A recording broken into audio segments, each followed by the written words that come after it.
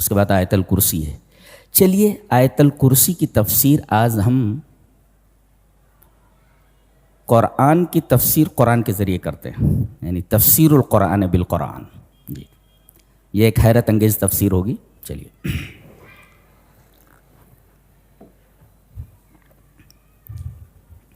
پہلے یہ سمجھ لیں کہ اس کی فضیلت کیا ہے۔ حدیث پاک میں ہے کہ قرآن کی اعظم آیت، سب سے عظیم آیت پورے قرآن حکیم میں یہی ہے، آیت الکرسی۔ اور نسائی کی ایک روایت ہے،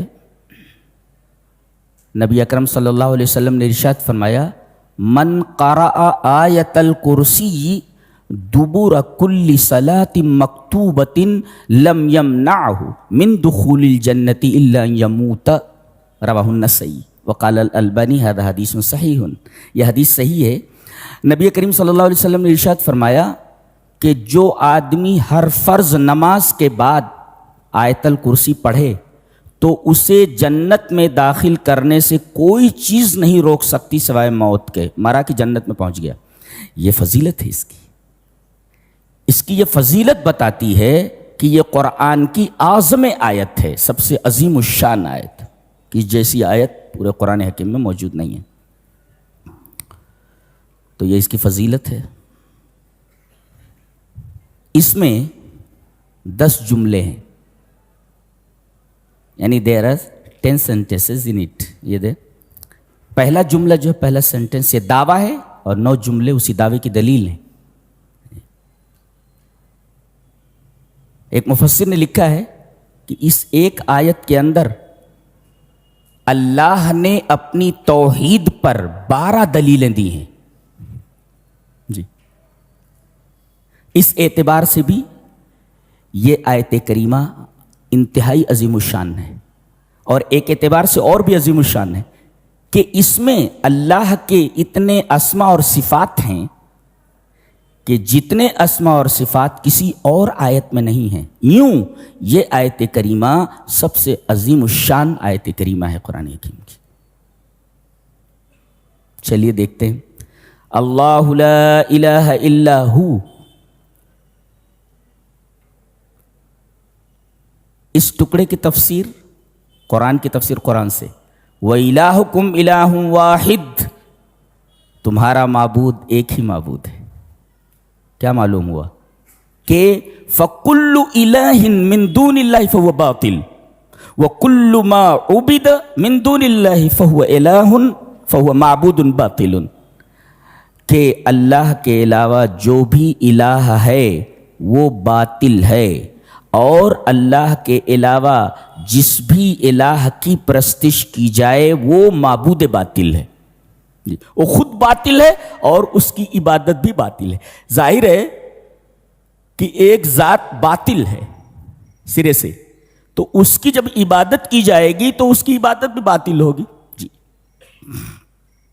تو قرآن حکیم کی تفسیر قرآن سے، اللہ لا الہ الا ہو وَإِلَٰهُكُمْ إِلَٰهٌ وَاحِدٌ، تمہارا معبود ایک ہی معبود ہے۔ یہ اس ٹکڑے کی تفسیر قرآن کی تفسیر قرآن سے۔ الحی القیوم، الحی اس کی تفسیر سورہ فرقان میں ہے، وَتَوَكَّلْ عَلَى الْحَيِّ الَّذِي لَا يَمُوتُ، حی کس کو کہتے ہیں؟ جس کو موت نہ آتی ہو اس کو کہتے ہیں حی، الحی۔ اللہ تبارک و تعالیٰ کو موت نہیں آتی، موت نہیں آئے گی۔ تو وَتَوَكَّلْ عَلَى الْحَيِّ الَّذِي لَا يَمُوتُ، یہ سورہ فرقان کی آیت سے الحی کی تفسیر کی گئی۔ جی القیوم، القیوم، قیوم کا مطلب ہوتا ہے کہ ہر چیز اسی سے قائم ہو اور وہ خود قائم ہو۔ جی جی ہر چیز اس سے قائم ہو، وہ کسی سے قائم نہ ہو، وہ قائم بے نفس ہی ہو اور قائم بغیر ہی بھی ہو، یعنی خود قائم ہو اور دوسروں کو قائم کرنے والا ہو، اس کو کہتے ہیں قیوم۔ جی ایک مطلب اور بھی ہے، اے مستغنن عن کل احد وکل احد مفتقر الیہ، یعنی وہ کسی کا محتاج نہیں، سب سے بے نیاز ہے اور کائنات کا کوئی ذرہ ایسا نہیں ہے جو اس کا محتاج نہ ہو. دیٹ از کالڈ قیوم. اس ٹکڑے کی تفسیر قرآن حکیم سے, یا ایھا الناس انتم الفقراء الی اللہ واللہ هو الغنی الحمید. اے دنیا کے تمام انسانوں تم سب اللہ کے محتاج ہو. غنی تو صرف اللہ کی ذات ہے جو قابل تعریف ہے. یہ القیوم کی تشریح ہے, اور القیوم کی شرح ہے آیت کریمہ سے, تفسیر القرآن بالقرآن. اس کے بعد فرمایا گیا لا تاخذہ سنۃ ولا نوم, اسے نہ اونگھ آتی ہے نہ نیند آتی ہے. اونگھ کا مطلب ہوتا ہے ڈمی لینا, اسے ڈمی, یہ بھی نہیں آتی اس کو, اور نیند بھی نہیں آتی. اس لیے کہ نعاس یعنی اونگھ یہ غفلت کی ابتدا ہے, اور نیند غفلت کی انتہا ہے. اللہ تبارک و تعالی غفلت کی ابتدا سے بھی پاک ہے اور غفلت کی انتہا سے بھی پاک ہے. کیوں؟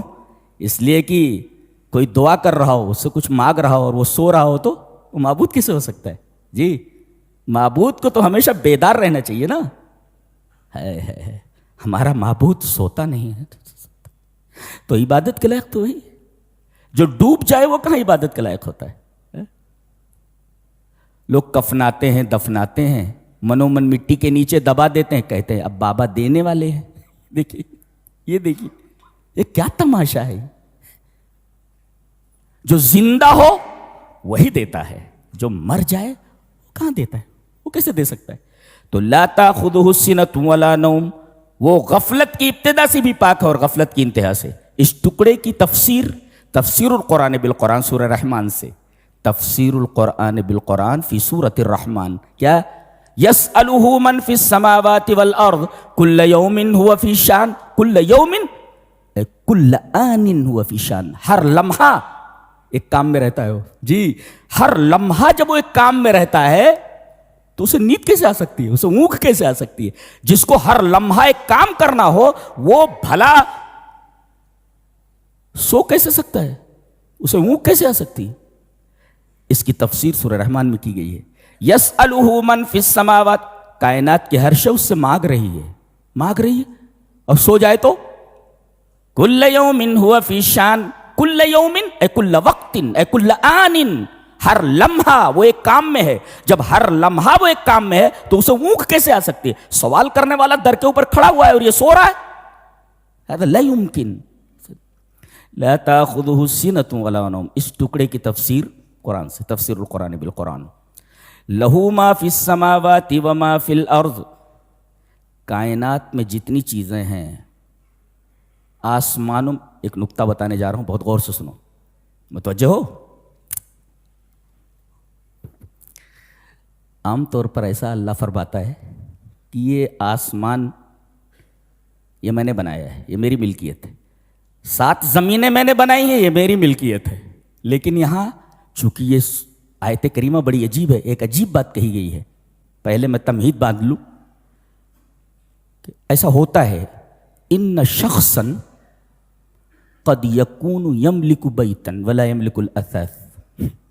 ایک آدمی ایک گھر کا مالک ہوتا ہے, گھر خرید لیا, لیکن فرنیچر لا یملک الاثاث, فرنیچر کا مالک نہیں ہوتا. یہ ایک مفسر نے مثال دی, مجھے بہت اچھی لگی. پڑھ رہا تھا تفسیر کی ایک بک, تو اس میں دیا ہے, کیا لکھتا ہے, ان شخصا قد یکون یملک بیتا ولا یملک الاثاث ولا یملک ما فیہ.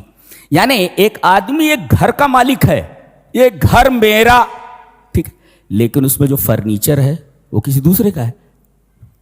اللہ فرما رہا ہے کہ یہ فرنیچر جو ہے یہ پورا ہے, آسمانوں اور زمینوں میں جو کچھ ہے وہ بھی میرا ہے. یہ نہیں کہا کہ آسمان اور زمین میرے, وہ سب سمجھ میں آ جاتا ہے آسمان اور زمین. یہاں چونکہ یہ عجیب آیت ہے لہذا عجیب بات کہی گئی ہے. عام طور پر گھر ایک آدمی کا ہوتا ہے, مگر فرنیچر کسی اور کا ہوتا ہے, اس کا نہیں ہوتا. اللہ فرما رہا ہے وہ سب فرنیچر وغیرہ جتنا ہے وہ سب میرا ہے, فرنیچر بھی میرا ہے. یہ نہیں کہا کہ زمین اور آسمان میرے, فرنیچر میرا ہے. کوئی کہے کہ آسمان اور زمین اس نے بنایا, آسمان اور زمین اس کے, اور اس کے اندر جتنی چیزیں وہ کسی اور کے, لا لا لا لا, فرنیچر میرا ہے بولتا, فرنیچر بھی میرا ہے. تو لہو ما فی السماوات و ما فی الارض. جی یہ جو مظروف ہے مظروف کس کو بولتے ہیں؟ یہ گلاس جو ہے یہ ظرف ہے اور پانی مظروف ہے. جی جی. یہ گھر ہے اور یہ پانی فرنیچر ہے. تو اللہ یہ نہیں فرما رہا ہے کہ یہ گلاس میرا ہے، یہ فرما رہا ہے گلاس میں جو ہے اس کا جو کنٹین ہے وہ میرا ہے.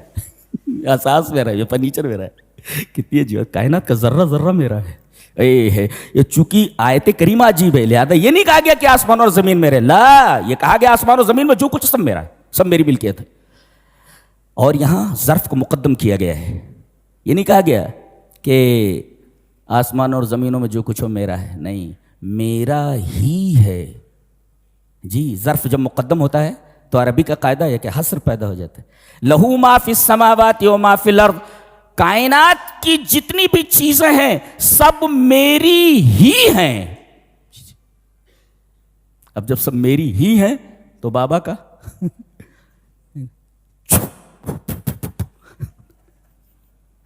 ڈھونگ ہے، یہ سب کمانے کھانے کے دھندے ہیں. انا للہ، دیکھا میں نے تو چیپ حرکت ہے پاگلوں جیسی.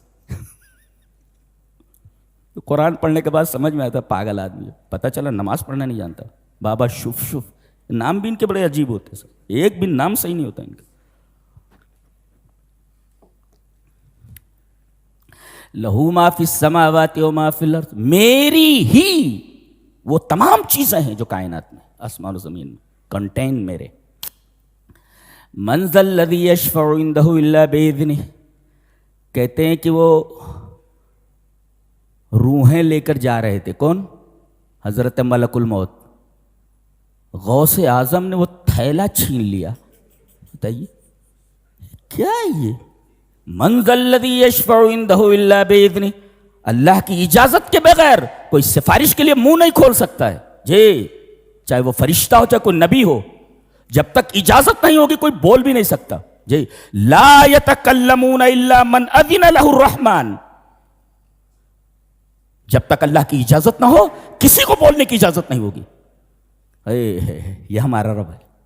من ذا الذی یشفع عندہ الا باذنہ، کون ہے جو اس کی اجازت کے بغیر اس کے سامنے سفارش کر سکے؟ اس کی تفسیر قل للہ الشفاعۃ جمیعا، سورہ زمر.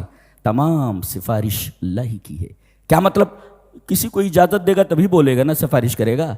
ان کو اجازت دے دیا، ان کو اجازت دے دیا، ان کو اجازت دے دیا، تو ساری سفارش تو اللہ ہی کی ہوئی نا. اجازت نہ دے تو کوئی سفارش کر ہی نہیں سکتا. تو قل للہ الشفاعۃ جمیعا، تمام کی تمام شفاعتیں سب اللہ کی. یہ تفسیر القرآن بالقرآن. من ذا الذی یشفع عندہ الا باذنہ کی تفسیر قل للہ الشفاعۃ جمیعا. اب آگے بہت عجیب بات کہی جا رہی ہے اور ایک سائنٹیفک بات ہے سائنس کے طلبہ کے لیے بھی. یعلم ما بین ایدیہم وما خلفہم، وہ جانتا ہے جو کچھ انسانوں کے آگے ہے، جو کچھ انسانوں کے پیچھے ہے. العلوم اربع، جی، نالج ہیز 4 کیٹیگریز، 4 قسمیں ہیں علم کی. العلوم اربع، علم کی 4 قسمیں. کیا؟ علم الحاضر، علم الماضی، علم المستقبل، اور علم ما لم یکن. علم ما لم یکن اذا کان کیف یکون، یہ ایک علم ہے. تو ایک تو ماضی کا علم، جو انسان کا ماضی ہے، پاسٹ ہے اس کے بارے میں علم رکھتا ہے. حاضر کا علم ہے اس کے پاس. فیوچر کا علم ہے. یہ تو 3 ہو گئے. چوتھا بہت سائنٹیفک ہے، علم ما لم یکن اذا کان کیف یکون. اس چیز کا بھی علم رکھتا ہے جو ہوا نہیں مگر ہوتا تو کیسا ہوتا. یہ میرا رب ہے. علم ما لم یکن، ایسی چیز کا علم جو ہوئی نہیں، اگر ہوتی تو کیسی ہوتی. جیسے قرآن حکیم میں ہے کہ لوگ کہیں گے کہ ہائے ہمارے رب ہم کو دنیا میں لوٹا دے. اللہ فرما رہے نا، یہاں آنے کے بعد کوئی لوٹایا نہیں جاتا. دنیا میں مہلت عمل دی گئی تھی، انبیاء بھیجے گئے تھے، کتابیں بھیجی گئی تھی. کیا کیا تم نے؟ جھک ماری ہے تم نے، اور اب یہاں رو رہے ہو، گڑ گڑا رہے ہو.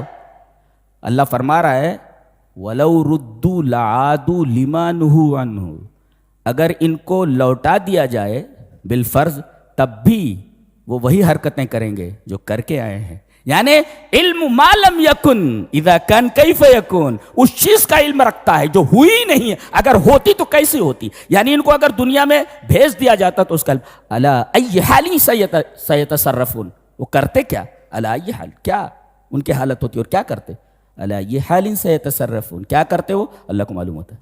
یہ بہت ہی عجیب و غریب علم ہے، عجیب و غریب علم ہے. ہوئی نہیں، اگر ہوتی تو کیسی ہوتی. اللہ، علم کی چوتھی قسم ہے. تو یعلم ما بین ایدیہم وما خلفہم، اس کی تفسیر کہ وہ ماضی کا علم رکھتا ہے، حاضر کا علم رکھتا ہے، مستقبل کا علم رکھتا ہے، علم و ما لم یکن کا علم رکھتا ہے. اس کی تفسیر کسی بھی آیت سے کر سکتے ہیں آپ کہ وَكَانَ اللَّهُ بِكُلِّ شَيْءٍ مُحِيطًا، یا یہ کہہ سکتے ہیں وَهُوَ مَعَكُمْ أَيْنَمَا كُنْتُمْ، وہ تمہارے ساتھ ہے جہاں بھی تم ہو. ماضی میں جہاں تھے ابھی تمہارے ساتھ تھا، حاضر میں تمہارے ساتھ ہے، مستقبل میں تمہارے ساتھ ہے، اور اگر ایسا ہوتا تب بھی تمہارے ساتھ ہوتا. جی یعلم ما بین ایدیہم وما خلفہم، جی وَهُوَ مَعَكُمْ أَيْنَمَا كُنْتُمْ، وہ تمہارے ساتھ ہے جہاں بھی تم ہو. یعنی اپنی ذات کے اعتبار سے نہیں بلکہ اپنے علم کے اعتبار سے، اپنے قدرت کے اعتبار سے، علماً اور قدرتاً وہ تمہارے ساتھ ہے، تمہاری ہر حرکت پر اس کی نظر ہے. لوگ گناہ کہاں کرتے ہیں؟ تنہائی میں، جہاں کوئی نہ ہو، آگے پیچھے دیکھتے ہیں، دائیں بائیں دیکھتے ہیں.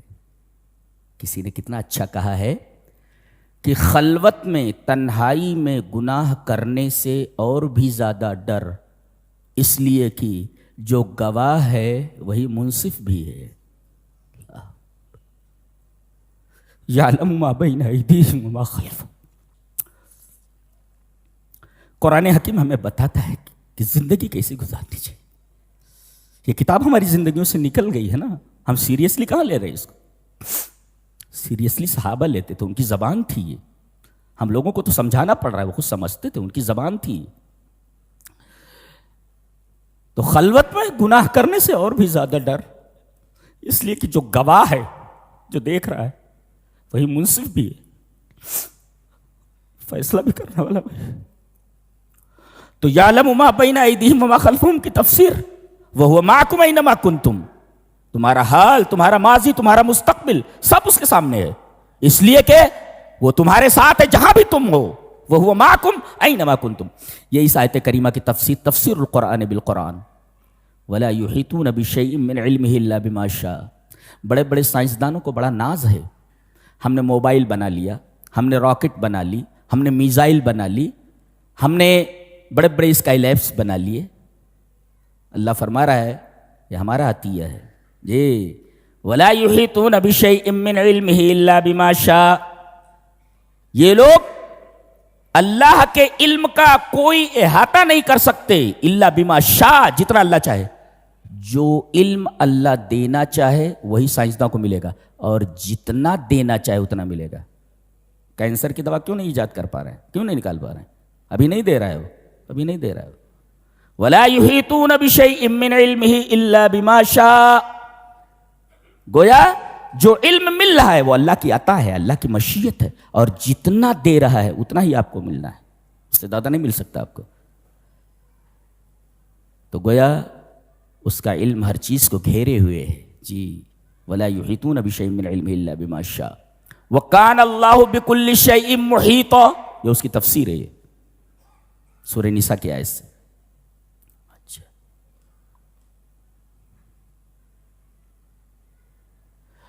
وَسِعَ كُرْسِيُّهُ السَّمَاوَاتِ وَالْأَرْضِ. اس کی بھی تفسیر آپ کر سکتے ہیں کہ اللہ کی جو کرسی ہے وہ آسمان اور زمین کو گھیرے ہوئے. کرسی کیا ہے، اس سلسلے میں صرف ایک حدیث ملتی ہے جسے محمد ابن ابی شیبہ اپنی کتاب العرش میں لائے ہیں، اور علامہ البانی اس کو الاحادیث الصحیحہ کے اندر لائے. اس کا مطلب روایت صحیح ہے. الفاظ اس روایت کے یہ ہیں کہ مَا السَّمَاوَاتُ السَّبْعُ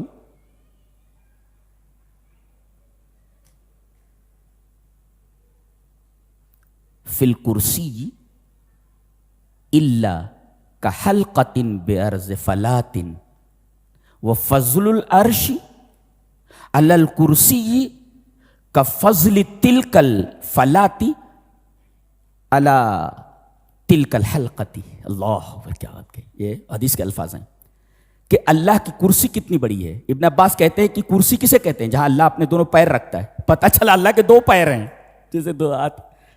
الکرسی موضع قدمین، کرسی اللہ کے دونوں پیروں کے رکھنے کی جگہ ہے، جہاں اللہ اپنے دونوں پیر رکھتا ہے. پتہ یہ چلا کہ اس کے دو پیر ہیں. اور کہاں رکھتا ہے پیر کو؟ کرسی کے اوپر رکھتا ہے. کرسی کتنی بڑی ہے؟ اس کی وسعت بتائی گئی حدیث میں کہ جیسے پورا ایک جنگل ہو، جنگل پورا بہت بڑا صحرا ہو، آدمی چلتے چلتے تھک جائے، اور وہیں کہیں ایک چھلا پڑا ہوا ہو انگوٹھی کا. اللہ، ایک چھلے کی کیا حیثیت ہے اس پورے صحرا کے مقابل میں، اس پورے ڈیزرٹ کے مقابلے میں چھوٹے سے رنگ کی کیا حیثیت ہے. ایک رنگ پڑی ہوئی ہو ان دا واسٹ ڈیزرٹ، ایک وسیع صحرا ہو، اس کے اندر ایک رنگ پڑی ہوئی ہو، تو اس رنگ کی کیا حیثیت ہوتی ہے ایک صحرا کے مقابل میں. اللہ، تو آسمان اور زمین اتنے بڑے. معلوم ہے کتنی سیارے ہیں، کتنی گیلیکسیز ہیں، کتنی کہکشائیں ہیں. یعنی سائنسدانوں کے جو ناپنے کے پیمانے وہ تھک جاتے ہیں، دیکھ نہیں پاتے ہیں کہ کتنی کہکشائیں. جب کرسی جہاں پیر رکھتا ہے اتنی بڑی ہے کہ وہ اس کی مثال ایسے ہے پوری کائنات کے ساتوں آسمان اس کے مقابلے میں ایسے ہے کرسی کے جتنا کہ انگوٹھی ایک صحرا کے مقابل میں. اور عرش کتنا بڑا ہے؟ عرش ویسے ہی ہے جیسے کرسی کے مقابلے میں، کہ کرسی انگوٹھی ہے اور عرش صحرا ہے. اللہ اکبر، آدمی سوچ بھی نہیں سکتا، ڈر جائے گا. دیکھ، سوچ کر کے ڈر جائے، سوچ کر کے ڈر جاتا. ساتوں آسمان کرسی کے مقابلے میں جیسے صحرا ایک رنگ، اور عرش اور کرسی عرش کے مقابلے میں ایک رنگ کی طرح ہے اور عرش صحرا کی طرح ہے. تو عرش، اس کے بارے میں فرمایا گیا الذی لا یقدر قدرہ الا اللہ. عرش کتنا بڑا ہے اللہ کے علاوہ کسی کو معلوم نہیں. یہ الفاظ ہیں. کائنات ایسے تھوڑی چل رہی ہے جی، ذرہ ذرہ اس کے قبضے قدرت میں ہے. ٹس سے مس نہیں ہوتی کوئی چیز. کیا مجال سورج ذرہ برابر سر تابی کر سکے؟ آج نہیں نکلوں گا، آج نہیں ڈوبوں گا. ہمت ہے؟ ہمت کس کے قبضے قدرت میں؟ آدمی سمندروں کو دیکھتا ہے، اس کی لہروں کو دیکھتا ڈر جاتا ہے. وہ ٹائٹینک کو پتہ لگانے کے لیے ہم نے ایک سین دیکھا کیسے جا رہے ہیں اندر. اللہ اکبر، وہ جہاز کا ملبہ وہاں پڑا ہوا ہے ریکی جس کا. حیرت ہوتی ہے. رب تعالیٰ کو معلوم ہے کون چیز کہاں پر ہے، کتنی بڑی بڑی، کس کو کیا خوراک دینی ہے، رب کو سب معلوم، سب معلوم ہے اس کو. اللہ اکبر. وسع کرسیہ السماوات والارض وکان اللہ بکل شیء محیطا ولا یؤودہ حفظہما. اللہ پر زمین اور آسمانوں کا سنبھالنا، اس کی حفاظت بھاری نہیں ہے. یہ اس میں یہودیوں کا رد ہے. یہودیوں نے کہا کہ اللہ نے آسمانوں اور زمینوں کو بنایا اور سنیچر کے دن آرام کیا، یعنی یہ تھک گیا تھا. اللہ نے فرمایا وَلَقَدْ خَلَقْنَا السَّمَاوَاتِ وَالْأَرْضَ وَمَا بَيْنَهُمَا فِي سِتَّةِ أَيَّامٍ وَمَا مَسَّنَا مِن لُغُوبٍ. ہم نے آسمانوں اور زمینوں کو اور آسمانوں اور زمینوں کے درمیان جتنی بھی چیزیں ہیں ہم نے 6 دن کے اندر بنا ڈالی، اور تھکن تو چھوڑو، ہمیں تھکن چھو کر نہیں گئی. مس ٹو ٹچ، وما مسنا من لغوب، مس ٹو ٹچ، ہمیں تھکن چھو کر نہیں گئی. یہ ہمارا رب ہے. ساری چیزیں بنانے کے بعد تھکن چھو کر نہیں گئی. اندازہ لگائیے آپ کیسا ہے ہمارا رب. یہ اس کی تفسیر ہے. ولا یؤودہ حفظہما وہو العلی العظیم. علی کا مطلب ہوتا ہے کہ فاللہ فوق العالم، اس یونیورس کے پرے ہے. وہ اس یونیورس میں نہیں ہے، وہ اس یونیورس کے پرے ہے، عرش پر مستوی ہے. اس کی تفسیر الرحمن علی العرش استوى هو العلی، اس لیے کہ وہ بلند ہے اپنی ذات کے اعتبار سے، اپنی صفات کے اعتبار سے، اپنے قہر کے اعتبار سے، اپنے غلبے کے اعتبار سے بلند ہے، وہ اوپر کی طرف ہے. تو وہ العلی کی تفسیر کیا ہوئی؟ وہو العلی کی تفسیر الرحمن والعرش استوى، اور عظیم کی تفسیر ہے وہو رب العرش العظیم، جی وہ رب عرش عظیم، اس لیے کہ عظمت المخلوق تدل علی عظمت الخالق، مخلوق کی عظمت خالق کی عظمت پر دلالت کرتی ہے. مخلوق بڑی ہو، عظیم ہو، تو اس کا بنانے والا کتنا عظیم ہوگا. تو وہ رب عرش عظیم ہے، تو رب عرش عظیم ہے وہ، تو اس کی تفسیر ہوگی عظیم کی وہو رب العرش العظیم. جب اس کا عرش عظیم ہے تو عظمت المخلوق تدل علی عظمت الخالق. جی یہ اس آیت کریمہ کی تفسیر القرآن بالقرآن ہے، قرآن کی تفسیر قرآن سے.